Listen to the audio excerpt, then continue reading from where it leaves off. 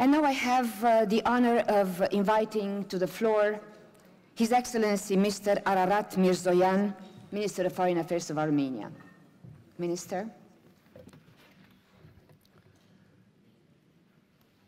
Madam President of the General Conference, Madam Chair of the Executive Board, Madam Director General, Excellencies, distinguished colleagues, delegates. At the outset, I would like to congratulate Her Excellency Madam Simona Mirela Miculescu on her election as President of the 42nd session of the General Conference and wish every success in her responsible mission. I also want to express my sincere appreciation to His Excellency Mr. Irazabal Maurau for his excellent work during his tenure as President of the 41st session of the General Conference. Madam President, the persistent challenges that the world faces today, ranging from armed conflicts to the impacts of climate change, underscore the imperative to redouble our joint efforts in all the fields of competence of UNESCO. Therefore, we support UNESCO's future strategic orientations and programmatic priorities, in particular in the field of right to education for all, cultural rights, freedom of expression, and the fight against racism, discrimination, intolerance, and hate speech.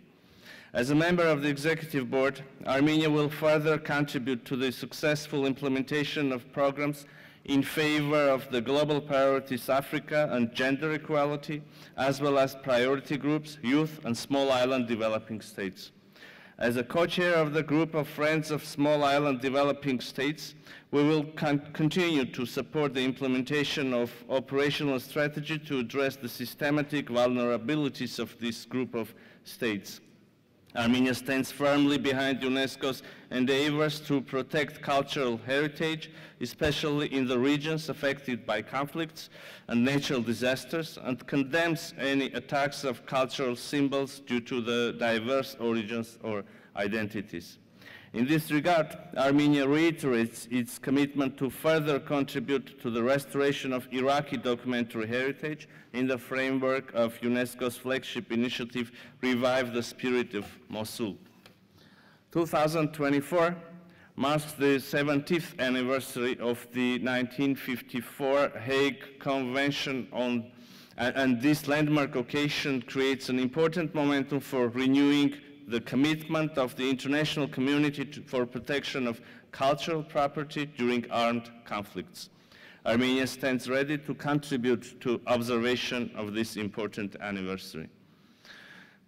Madam President, amid our shared struggle to maintain the fragile peace in various corners of the world while promoting the values of living together, it is with deep concern that I drew your attention to the dire situation in our region.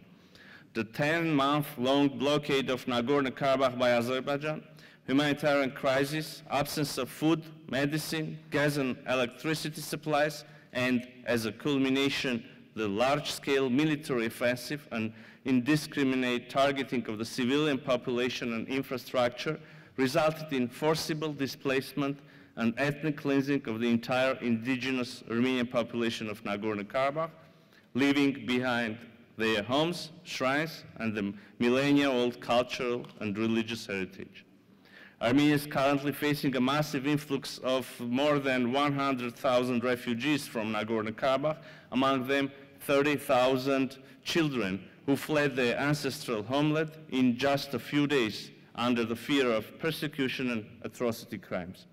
The government of Armenia, in cooperation with the international organizations and partner states, has undertaken a number of measures to address the life-saving, protection, and early recovery needs of the refugees.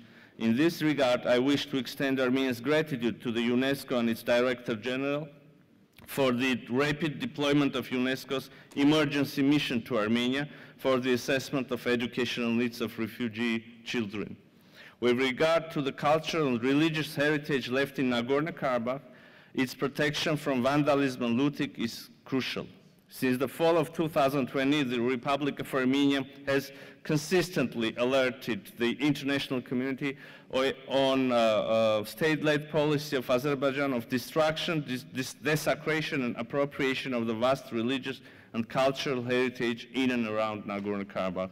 The legally binding order of the provisional measures issued by the International Court of Justice on 7 December 2021 compels Azerbaijan to take all necessary measures to prevent and punish acts of vandalism and desecration affecting Armenian cultural heritage, including but not limited to the churches and other places of worship, monuments, landmarks, cemeteries, and artifacts.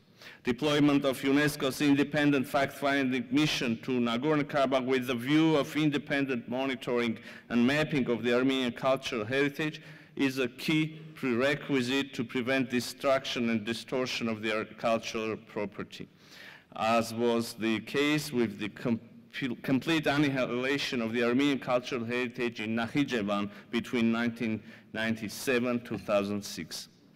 In conclusion, I would like to stress Armenia's unwavering support to the organization in its efforts to foster a culture of peace and tolerance anchored on upholding and promoting human rights. Thank you. Thank you, Mr. Minister.